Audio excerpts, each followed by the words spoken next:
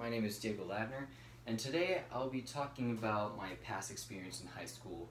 And at this time, I was looking into colleges, I was looking into ways how to pay for college, but the one thing I tried to avoid more than anything else was to avoid student loans.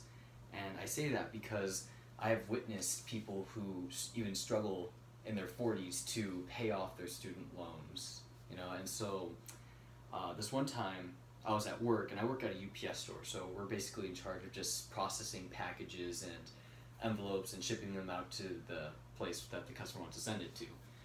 And so this one time I had a lady write a check and send it out to the university from which she graduated from years ago, only to pay for her student loans. And so when she handed me the envelope, she kind of looked at me and asked, "How old are you?"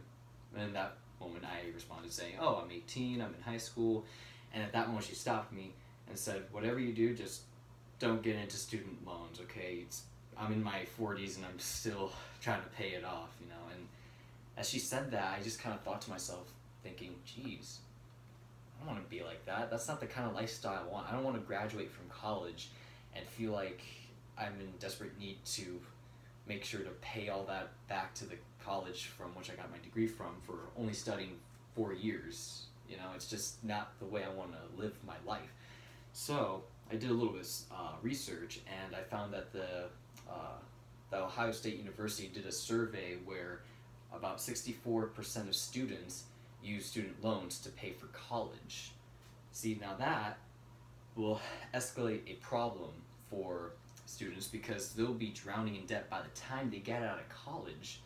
So, according to Zach Friedman, who is an author for Forbes magazine, he wrote an article regarding student loans where he said that more than 40% of students owe at a minimum of 20,000, I'm sorry, after graduation.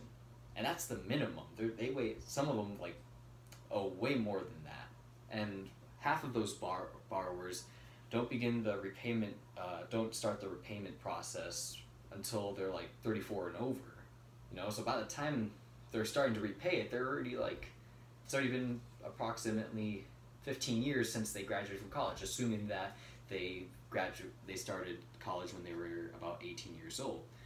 And then the second problem I'm talking about is that when you are paying for student loans, you're technically paying for your tuition more than what you actually borrowed.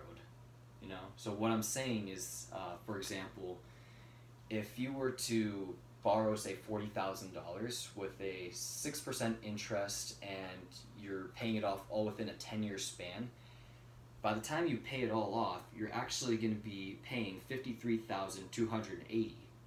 Now, that's not the amount you borrowed. You borrowed $40,000, I'm sorry.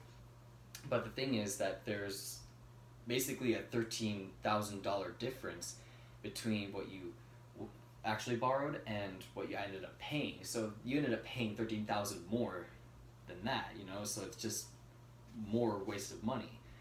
And so I can't say that there's such an easy solution for this matter, but there's solutions that you can make in order to avoid this kind of student loans. So my first solution would be to,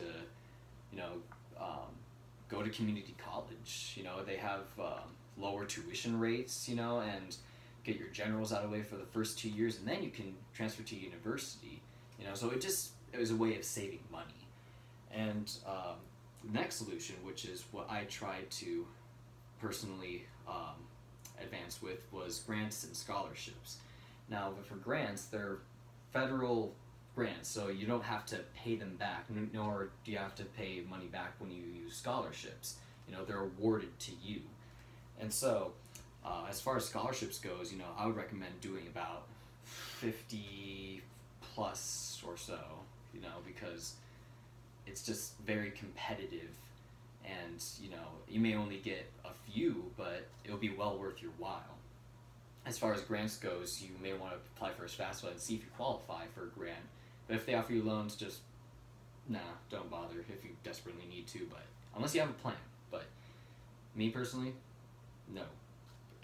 Otherwise, another solution this is a solution for if you're in debt right now with student loans, what you can do is you can combine your federal loans and your private student loans and then combine them together into one new student loan.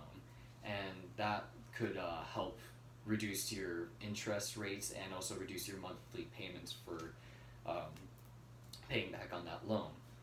Another solution can be employment benefits. So, for example, big corporations like, say, Best Buy or, say, like UPS, they will, for a certain amount of time that you work for them, they will pay for your education, or at least pay some of it, with tuition assistance. And also, there's another thing like the military. If you were to serve a certain amount of time, they also give you the GI Bill, so basically just paying for your education. And I think those are great ways to avoid student loans. Now, if, say, we were to take in student loans, we would live in a world of young adults going into poverty at such a young age, and that's not what we want for our future. Okay, we want our students to be debt-free and have nothing to worry about as soon as they graduate from college. And we don't want them to have financial stress and anxiety. It's just not healthy for them, for that matter. So what I'm trying to say to you is I'm trying to challenge you to go the extra mile to avoid those student loans, and take the extra mile to write those essays for a scholarship, to apply for a FAFSA. Even if you don't think you qualify, you may qualify. You could qualify, And it's just easier to take, instead of taking the easy way, which is just taking grants, taking student loans, you're better off just taking the longer path of, putting in the work to get a scholarship or grant. And that's all the time I have for you today. Thank you for watching.